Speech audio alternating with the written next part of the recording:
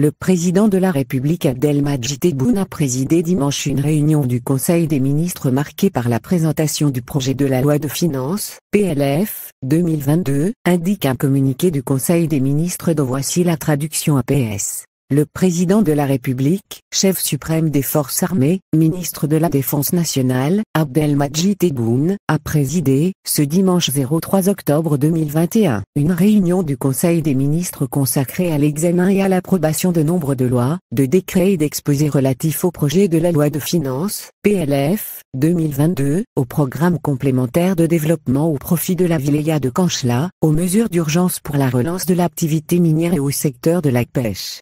Après avoir écouté l'exposé du Premier ministre sur l'activité gouvernementale au cours des 2 dernières semaines et les exposés des ministres, le président de la République a donné les instructions et orientations suivantes. Concernant le PLF 2022, le président de la République a indiqué que l'année prochaine connaîtra une amélioration des indicateurs de la performance de l'économie nationale à la faveur des réformes opérées et des mesures incitatives prises, soulignant la nécessité de prendre toutes les dispositions pour préserver le pouvoir d'achat des citoyens.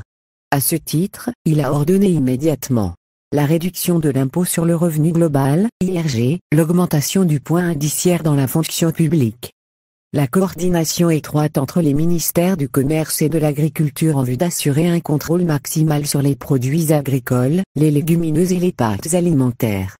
Le président de République a ordonné au gouvernement d'enrichir le PLF 2022 de la manière suivante.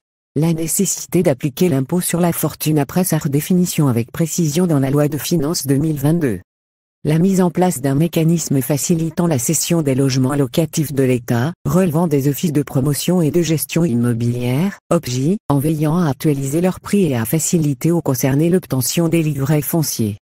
Consentir un abattement de 10% au profit des personnes concernées par l'acquittement des créances des logements AABL qui s'acquittent de la valeur du logement ou des tranches en un seul versement.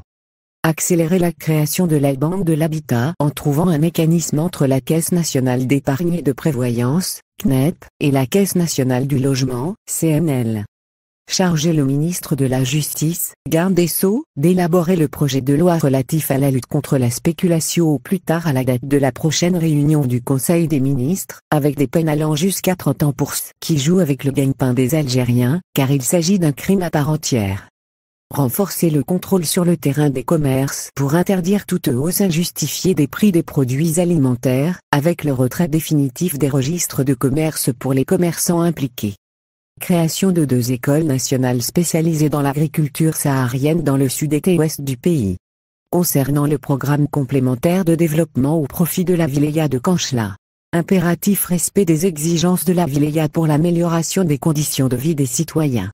Désenclaver la wilaya en la reliant aux wilayas limitrophes, à travers la double voie N32 et une ligne ferroviaire Kanchla, Beida, ou Melbougui, en prévision du lancement de zones d'activités industrielles. Réunion des conditions idoines pour le développement de l'activité agricole dans les filières où la wilaya recèle des potentialités considérables. Concernant les mesures d'urgence pour la relance de l'activité minière. Accélérer le parachèvement des procédures pour le lancement effectif, avant la fin de l'année en cours, des différents projets structurants dans l'exploitation minière, notamment le projet de Garage Billet, gisement de fer, et celui de Bled El Agba, gisement de phosphate, à Tébessa, en sus d'autres mini-carrières. Création d'une usine pour la fabrication des rails à Béchar, pour doter les projets de liaison relatifs notamment à l'exploitation, entre autres projets futurs, du projet de Garage Billet. Intensification des opérations de prospection de nouvelles sources d'énergie pour le pays dans le périmètre maritime. Augmentation à 35% de la performance de récupération des puits de pétrole exploités.